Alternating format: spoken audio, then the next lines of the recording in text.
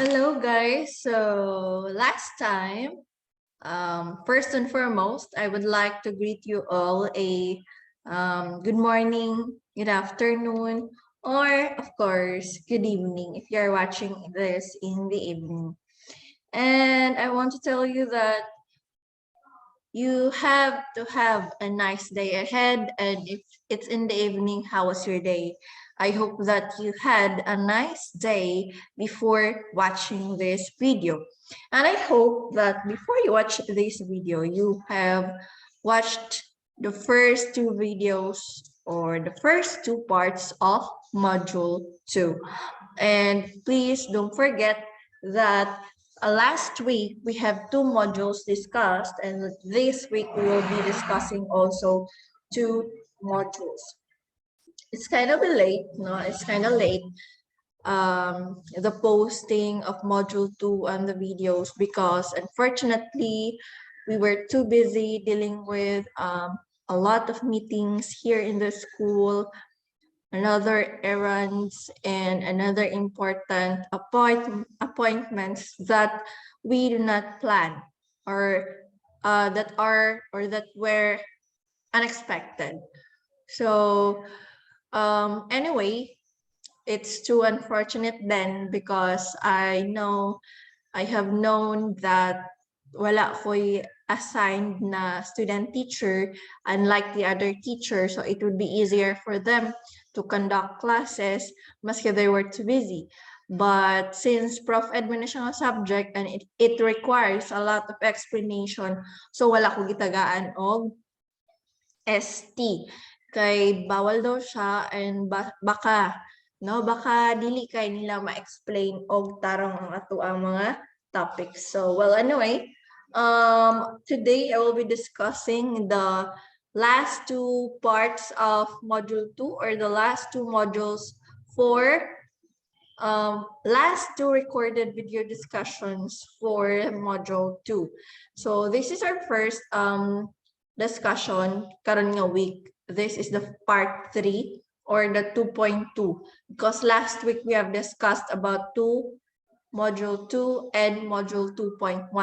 Gitawagan niyo siya og module 2 class because gasugod ta sa week 2. That's why. Okay? So let's start. Okay, wait lang for a while. Let me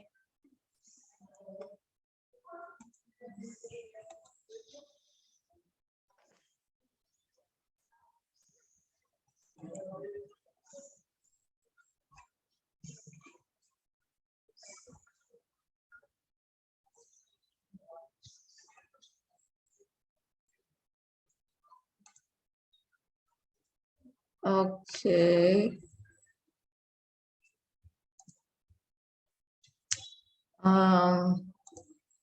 Let's start on the first slide. And this morning, we will be discussing about inclusiveness as a learning philosophy. So inclusiveness, again, kung yung inclusive, it is an education wherein or the environment is or looks like this. There are students nga naay disability and students nga walay disability. So why is inclusiveness important gani? It is to help us be reminded that everybody is equal and the student should have the right to quality education. So let us discuss right now the inclusiveness as a learning philosophy. So inclusiveness as a learning philosophy, it should be considered as a learning philosophy so that we should more internalized and we should be more serious about what is really the essence of teaching students nga naay disability inside our classroom and students nga walay disability together. So what is inclusiveness? We'll be discussing that one. And what are the necessary points we have to know as inclusiveness is considered as a learning philosophy. So just like what we had last time, we have this quotation Yeah, we have this quotation nga kinahanglan nato i-keep in mind or ato ang kinahanglan nga ma-learn. So when we listen and celebrate what is both common and different, we become wiser, more inclusive, and better as an organization, according to Pat Waters. So according to Pat, kung kita dong tanan, we are flexible, we do listen and celebrate kung unsay ka ng similarities na sa atong isig katawo ug unsay atong differences, then we become that wiser person and we become that flexible or more adaptive sa atong environment. And of course, if we do that in the workplace, inside a classroom, then we become better as an organization, association, or as citizens in this country. So that is the essence of being inclusive. We have to include those people we think nga different sa atua. So first is we'll be discussing about inclusiveness. What is really inclusiveness? Why do we need to teach inclusiveness inside our classroom, and what is its importance? So first, what is inclusiveness? So everybody, can you read the first sentence about inclusiveness? Everybody. So inclusiveness is the quality of including many different type of people and treating them all fairly and equally. That this definition came from the Cambridge English Dictionary. So ang inclusiveness daw ko na class in our layman's term, it's for you to understand better. We are including different types of people because class, remember that when we enter a classroom, we will be dealing diverse learners. So learners who have different learning styles, who have differences, like they have their own interests, they have their own needs as learners, etc. So we are all different, but as teachers and as people, as normal people, we have to treat everybody fairly and equally. That is the best thing to do, not to have or to achieve a more peaceful world or environment. That is the meaning of inclusiveness, including many different people and treating them all fairly and equally. How about inclusion? Now, inclusiveness is a bit different from the word inclusion. Kung may inclusion, it is a term that describes one option for the placement of SPED students in public schools. So example, selective placement of students with disabilities in regular education programs. So another term for it is mainstreaming. So wala mo nakasabot no, na nosebleed ta sa meaning. So let me help you understand the definition of inclusion. So when we say inclusion, it is used to describe one option for the placement of SPED students. So dili ba na to pwede nga since na may law nga ato silang i-include sa regular education classrooms, right? So dili man sad na to pwede nga ang tanang mga special education students is atwa silang ibutang isa sulod sa classroom, because we all know for the fact that teachers, especially in DepEd, do not have the 10-year training first before handling these types of children or students. So kinahanglan selective placement, for example, from BEC 1 to 9, natay ibutang dira nga maski duha lang ka student nga naay disability, and sa STEM sad kung 4 kabuk sections natay ibutang isa dira or duha. So I have tried or I have encountered this certain type of inclusion. So when I was in high school, we have this certain classmate that is na blind siya because of some natural man niya tato siya or ni occur lang yun when she was still a child, na katarata ang iyang mata and nagkadugay ni takod sa pikas mata. So unfortunately, her parents cannot afford to have that eye operation.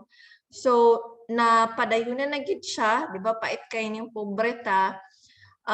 Napadayunan gid siya ang iyang mata, di niya siya kakita both. So that can be considered as a disability. But kung na-operate to siya or na-operahan before when she was still a child, na possibility nga makakita paghihapon siya karon. So ang gibuhat sa MONHS was they included that certain types of STEM sa amo ang section, and then siya ra pud isa. Nganong siya ra man isa kay the teachers, some of the teachers or the teachers there are not so familiar maybe about dealing students like this, or ang mga SPED students is gipangbutang sila sa BEC because we have that certain system ang good nga. If dili kaya sa imo ang grades, average ni mga grades sa elementary nga ingani, so ibutang sa ka sa regular program, and dili kay butang sa science program, di kay butang sa arts program ingana. So that's why that is called an inclusion, because she was selected, no, to be put in our regular education classroom. So everybody have adjusted to the situation, and of course our teachers, pero dili sila tanan, siya ra isa. So nga na ang inclusion. Kumaingon tag inclusiveness, that is the quality of including many different types of people. Kumaingon tag inclusion, we use to describe one option for the placement of SPED students in public schools. Another definition from EDUC, no, EDUC plus 2018, inclusion is a belief system. Why is it called as a belief system? Because it is a belief that every child has strengths to build upon, interests to share, and experiences to honor. It is as well intentional, and of course, about identifying and removing barriers so that everyone can participate, that should be participate, not participate, to the best of their ability. So let us explain one by one, no, para dili tama information overload at one time.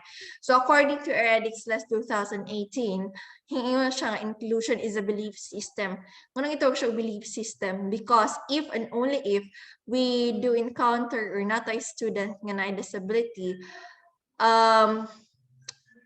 gasugod na siya dapat before na to siya ibutang sa classroom, dapat ato ang keep in mind, ibutang na to sa atong mindset that kana siya nga student, we have to believe that that child or student has strengths to build upon. Maybe he or she looks like that, but kung may tag ka ng emotional, no, mas strong pa siya emotion sa imuha. Diba? Dili siya weak. Another is interests to share. Now, it is fun, it is true that there are children or students with disabilities nga mas daghan pag experiences sa tua. And of course, we have such interests. And of course, kaning sila nga mga interest, murag new pa bitaw sa tua kay they are like this. For example, those students nga kanang dili sila kakita, so nasa certain interests nga wala na itong ginabuhat. So as teachers and fellow classmates, we can learn also from them. Napo sila mga different interests nga kinahanglan nila i-share sa sulod sa ato ang classroom. Next is experiences to honor. So mato siya akong ginaingon nga these students have a lot of experiences to show, and of course to help us understand that this is life, or to help us see the beauty of life or to help us to become grateful in life. So, malipay kita kay dapat kita malipay, dapat kita malipay kay naatay ka ng complete nga mata, naatay complete nga hands, nga na makakita ta, tapos sila is wala galisod sila ana. So dapat nga na no, dapat we should be grateful, but the problem is humans tend to be ungrateful all the time. We are not contented, and of course we have or nangita pa itag lain nga naa na unta sa ato ang atubangan ang blessings.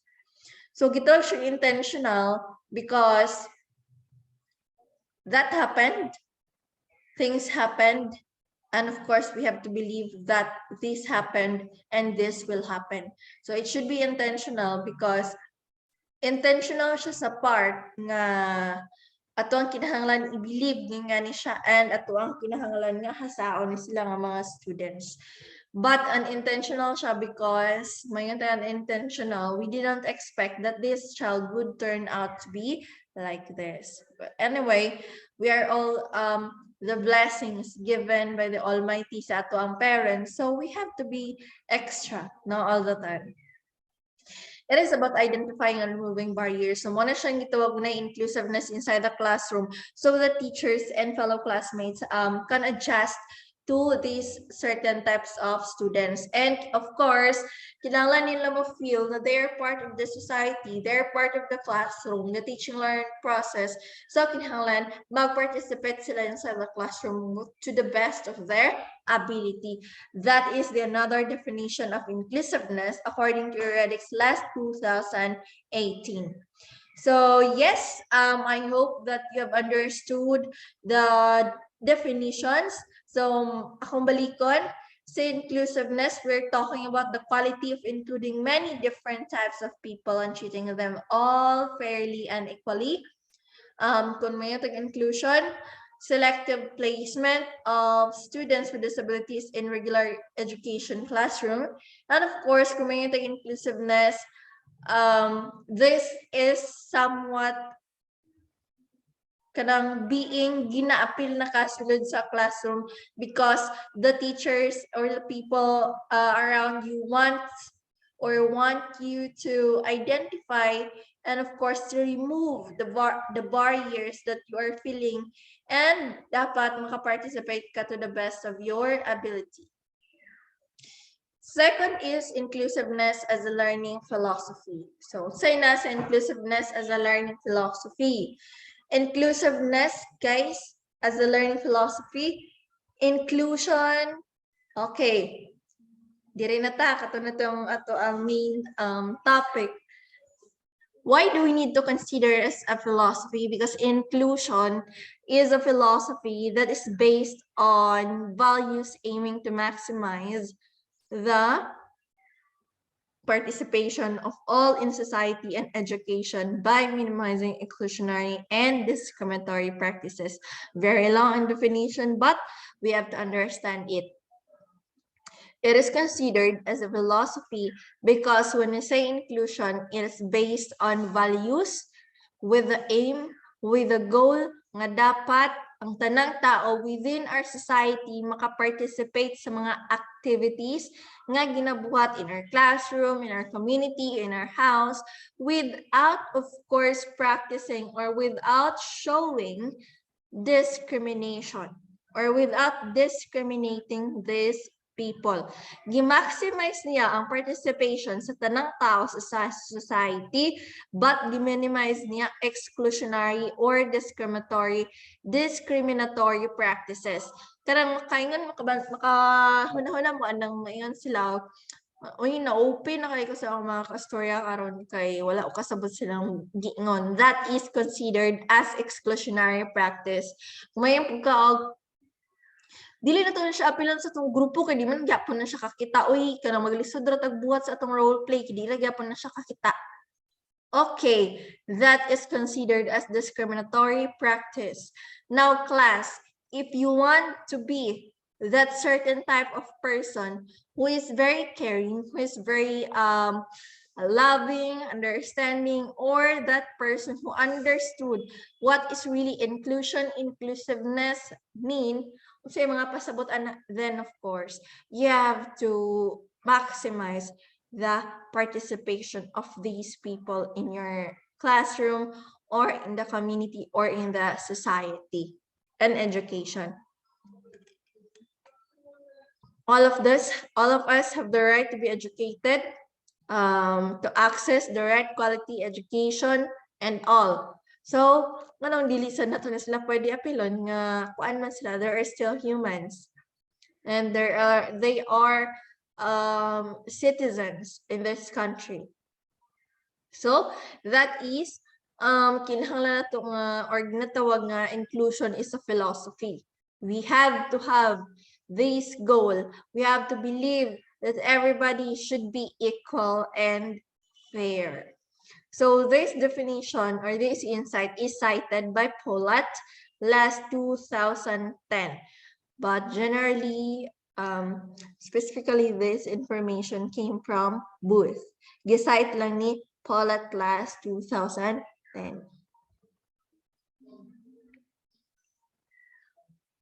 Before we proceed, I hope that nakasabot mo anong kinahanglan iya-tuwa siyang i-appeal sa philosophy. Next is the index for inclusion. Nga nang gitawag nga index for inclusion. According to Booth and Ainscoe, last 2019, they summarizes, or the index for inclusion summarizes some of the ideas which make up the views of inclusion within the index or index as follows. So, kaning index for inclusion na certain nga gina-followan. And these are the index of inclusion involved in education nga dapat na aning mga children or student with disability and student with no disability.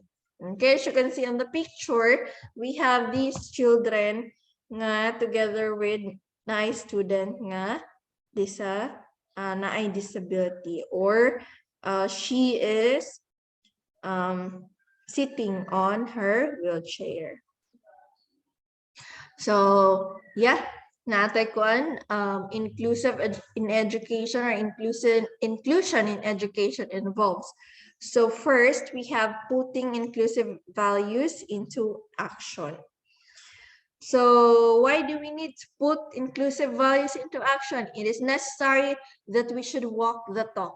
Dili lang kayo moingon ta kanisyon lang mga students sa classroom nga na disability at waning ka ng palingkuran og wheelchair. Giingon nimo sa imo ang principal or sa kanang evaluate nimo. But as time goes by, everybody's aware. You are also aware that you are not putting what you have said into action. So, unsay nahitabo? You are not putting inclusive values into action, and that is wrong. Dapat ato ani siyang timan-an since we are future teachers, no? Second one is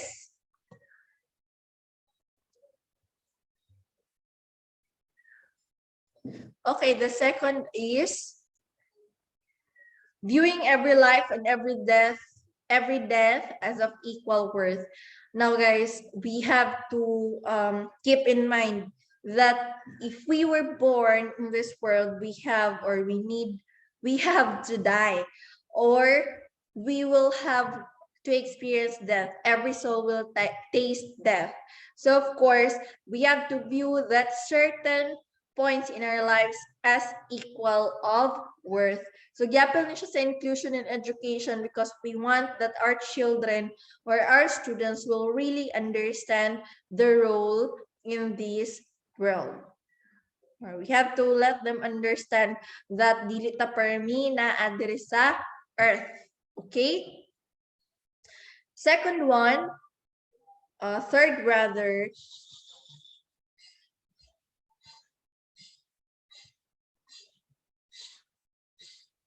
okay, for a while. I hope that recording in progress. I hope that you can see my screen right now. I don't know if you can still see my screen. Okay. Maybe because of my internet connection, I hope that this video will be successful later. So third is supporting everyone to feel that they belong. It is very important that we should support every person around us in his endeavor. So these students, especially these students inside our classroom, there are students who need or really need the attention as teacher, as kita teacher nila. So we have to support these students, not to feel or to let them feel that they belong in our classroom or in our society. Next is increasing participation for children and adults in learning and teaching activities, relationships, and communities of local schools.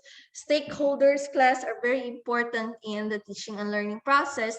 So we have to participate, increase participation rather. We have to have the field trips. We have to have the activities for parents only. For intramural, so something like that nga ang tanan maka-participate. So why do we need to let everybody participate? No, anong kinahanglan man? Because we want or we have this goal nga kitang tanan magtinabangay sa teaching and learning process. Now, that is a very important gesture nga kinahanglan maghunahuna tawag mga activities para sa ato ang mga children or students and adults. Okay? So everybody, before we proceed, kindly read the first four inclusion in education. Or sa itong mga unders inclusion in education.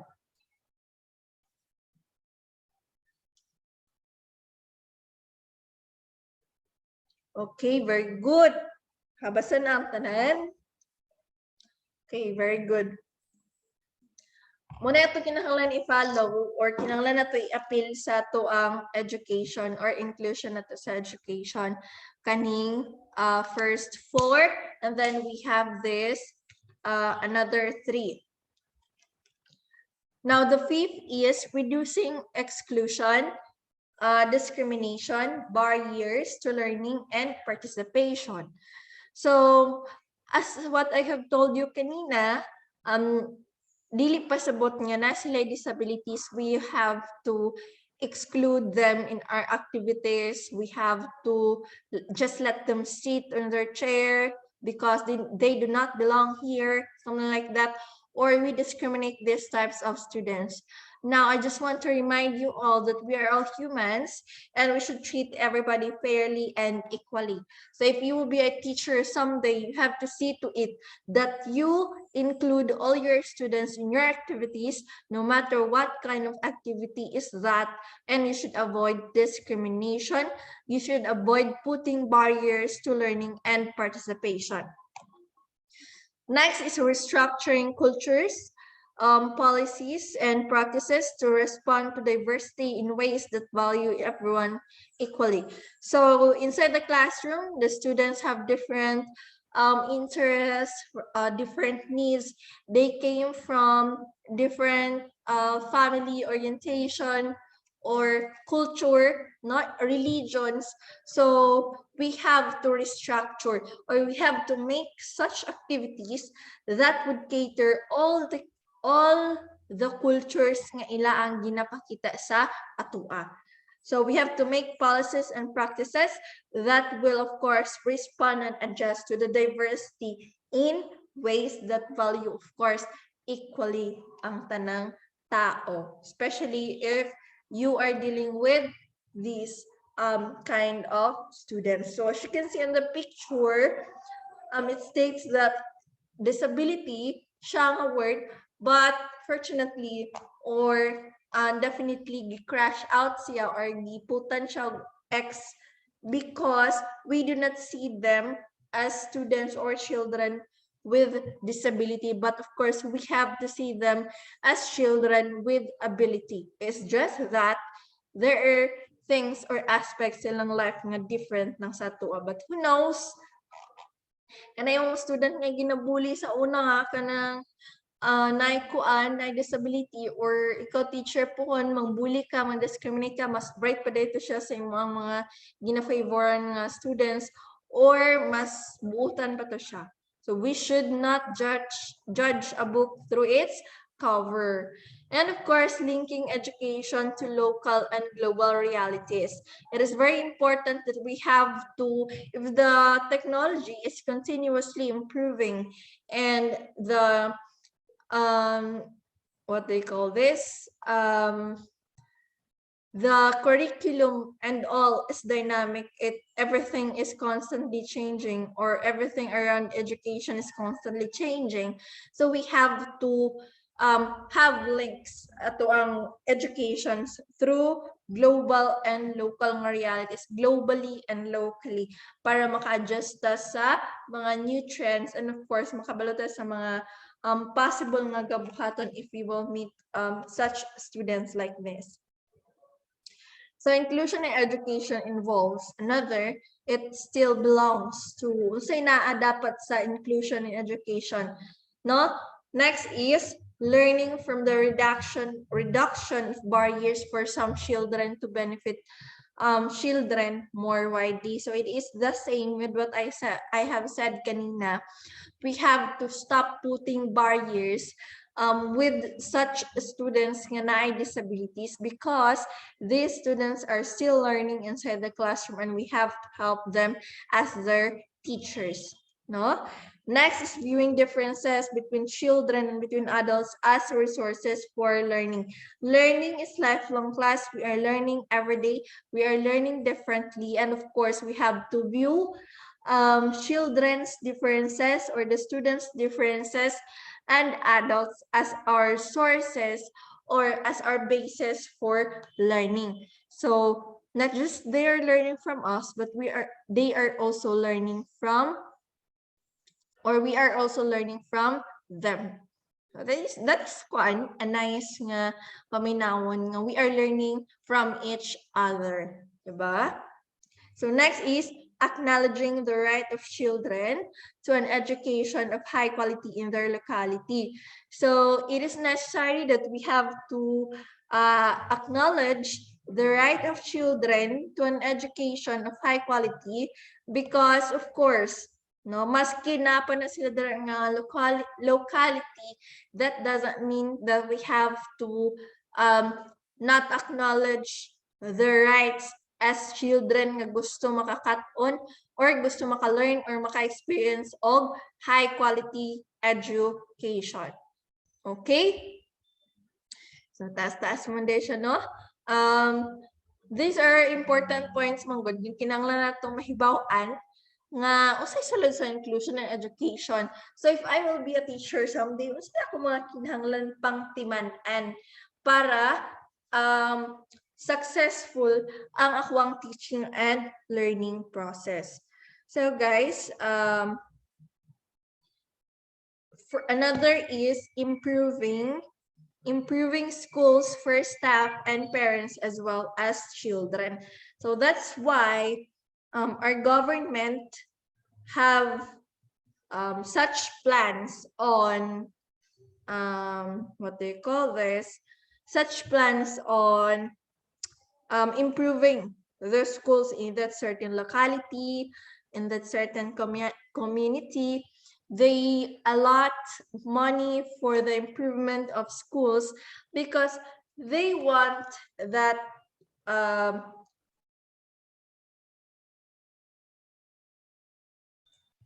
okay, my apologies because na-stop ang atong presentations or presentation rather because of my unstable internet connection. So ako lang state again, i-explain na nakabalik. Let's make this quick.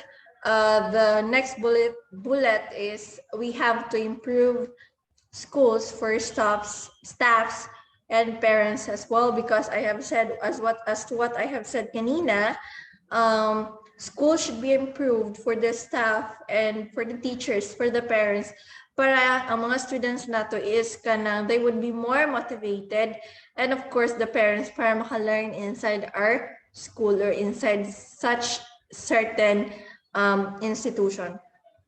Next bullet is emphasizing the development of school communities and values as well as achievements. So we have to emphasize the development of school communities and values and achievements because it would help the parents and the students to decide nga ay ganahan ko ani mo eskwela nga eskwelahan kay nakita na nako nga mo ni ang ilang achievements and nice man di ang ilang pag-treat sa mga students nga na disability sama nako or para ang parents ganahan sila nga ang ilang anak pa eskwelahan na nga certain school because they have proved that their children would be safe, no, nga mo school ana nga certain school. So that's it. For the next is fostering mutually sustaining relationships between schools and surrounding communities. So kinahanglan, now we have that good relationship with the different schools and the community, mga tao dira nga lugar, because dili ta dapat pwede nga magkontrahay ta niya same na ta. We are having this goal na maka-learn na nga to mga students from us, maka-impart of knowledge. So dapat magkasinabot ang mga schools and ang communities nga dool sa gipa tayuan and a certain school. Another is recognizing that inclusion in education is one aspect of inclusion in society. So we have to remember or we have to see to it na kanang inclusion sa education, it is the same with we are including these types of people, these certain types of children in our society because no one should be left behind. And we have this perception nga dapat na ng tao is we have this aim rather na dapat na ng tao is equal and should be treated fairly. Okay, so those are the different ways or the different things nga included sa inclusion. Okay, for the record, inclusiveness as a learning philosophy means inclusion of all regardless of race, ethnicity, disability, gender, sexual orientation, language, socioeconomic status, and any other aspect of an individual's identity that might be perceived as different. That is according to Polat last 2010. 2010. So according to Polat last 2010, to help you fully understand what am I talking about right now, inclusiveness as a learning philosophy means we have to, okay, for a while,